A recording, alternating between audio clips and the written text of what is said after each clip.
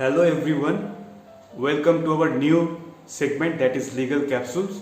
It's a daily dose of your legal knowledge. In every video, we will share a legal knowledge with you.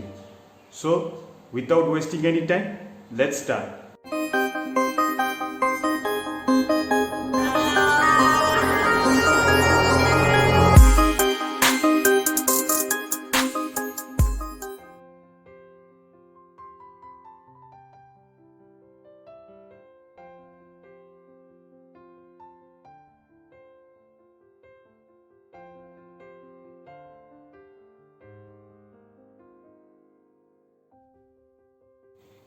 In the decided legal principle, the Karnataka Court held that the question is in front of the Karnataka High Court whether criminal proceedings can be initiated against other suspect in the absence of male culprit. So, the fact of the case is that a criminal petition under Section 482 of the Code of Criminal Procedure 1973 appealing to quash Judicial Magistrate First Court order which resulted in registering of cases under sections 307, 120B and 114 of IPC 1860 and under section 25 of Arms Act 1959. The petitions were filed by Bijay and Dr. Mallikarjun, two of the accused in the above mentioned crime number. On the night of 10-12-2007, the complainant's husband, Dr. Shivananda Dodamani, was shot by two people. The victim was called out citing a medical emergency. So the police station of Vidyanagar registered under section 307, 120B, 114 IPC read with section 25 of Arms Act 1959.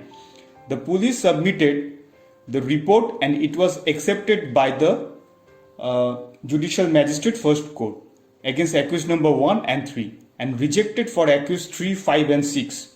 Accused 4 and 7 were discharged. The High Court heard two petitions filed by the accused number 3 and 6 under criminal petition number 101613 of 2017 and 101612 of 2017 respectively. The court observed that the impugned order was passed based on polygraph test, brain mapping test and narco-analysis test. So therefore, it has to be considered that whether all the guidelines in para 263 of the judgment of Selvi versus State of Karnataka case were followed by the investigating officer and independent agency or not. The report did not state that the guidelines had been followed. Therefore, the court found it clear that none of the guidelines mentioned by the court in the aforesaid case has been followed. The court also observed that magistrate should not have relied on such a report which has no evidentiary value.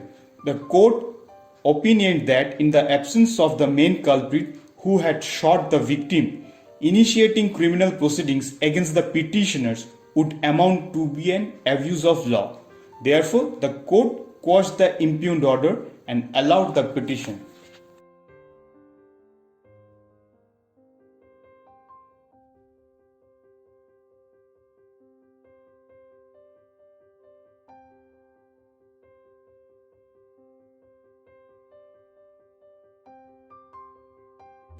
On Friday, the National Green Tribunal ordered LG Polymer to deposit rupees 50 crores with the district magistrate Visakhapatnam in connection to a major leak of styrene gas from its polymer plant situated in RR Venkatapuram village. However, the NGT observed in the order that the situation attracted the principle of strict liability. So the principle of strict liability is evolved in the year 1868 in the case of Ryland versus Fletcher 1868 has become obsolete now with the evolution of absolute liability principle. So as per the principle, any person who indulged in non-natural use of land and who keeps hazardous substance on his premises will be held strict liable if such substance escapes the premises and cause any damage. So the quoted word from the essential for the constituting strict liability of an industry. However, the principle also allows for the exception from liability if such damages has been caused by the plaintiff's own fault or an act of God, an act of third party, or if the hazardous activity was being carried out with the consent of the plaintiff, that is voluntary non-fit injuria. So strikingly, this principle was overturned by the Indian Supreme Court in the celebrated decision of MC Mehta versus Union of India 1987 SCR 1819, whereby the top court evolved the concept of no fault liability, formerly known as the principle of absolute liability, to remedy the undeserved suffering of thousands of innocent citizens.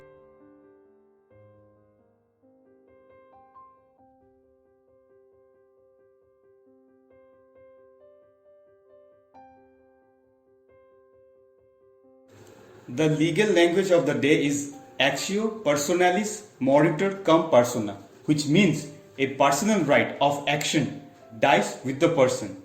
So in the common law, it was a general rule that the death of either party extinguished the suit.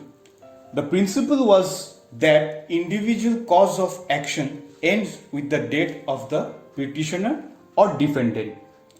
So there are three exceptions of this actio personalis moritur cum persona. The first one is action arises under the contract not affected by the death of any one or any parties. So the Supreme Court of India, while considering this issue, whether suit ends or ends not on the death of a party, expressed the view that whether the suit will end or not will depend on the nature of the proceedings. If the proceedings relates to tortious action, it will end. On the other hand, if it relates to the contractual action, it will not end. Now the second exception is unlawful enrichment of the estate of wrongdoer. So if the wrongdoer has misappropriated the property of the petitioner, then the property would be recovered from his legal representative in the case of his death during the pendency of the suit. So in the Sherilong case, which is important case, the testator had wrongfully captured 160 oaks and 20 oxen from the land of the petitioner. The property was recovered from the executor of his property. Now the last but not the least, that is the statutory exception. By enacting law reform, Miscellaneous Provision Act 1934 in England, the effect of the maxim actio personalis moritur cum persona has been ended. It has been limited only to the cases of defamation, outrage of modesty, or adultery between the husband and the wife.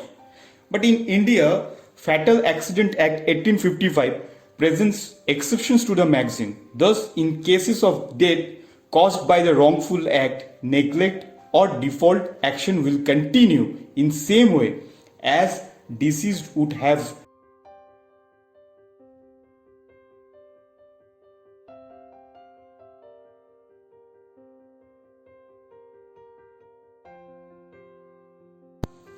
The book of the day is The Art of a Lawyer, which has been published by the Universal Publication. So in this book, the book is a repository of enriching and enlightening articles on art of advocacy, courtmanship, lawyering, and cross-examination of witness by top-notch legal luminaries from the bench and the bar. In addition to those from administrative and army functionaries from America, England, Africa, Pakistan, and of course India. So the 5 articles by the renowned jurist Justice V.R. Krishna Iyer under the captions Adjudication in Trial Courts, Dynamic Lawyering, Juristic Engineering and Ethical Standards, Making of a Good Lawyer. Now the Free Legal Aid and Poor Litigation, Free Legal Aid Code, a social service measure, and the Bar Must Promote in Court have been included in the instant edition.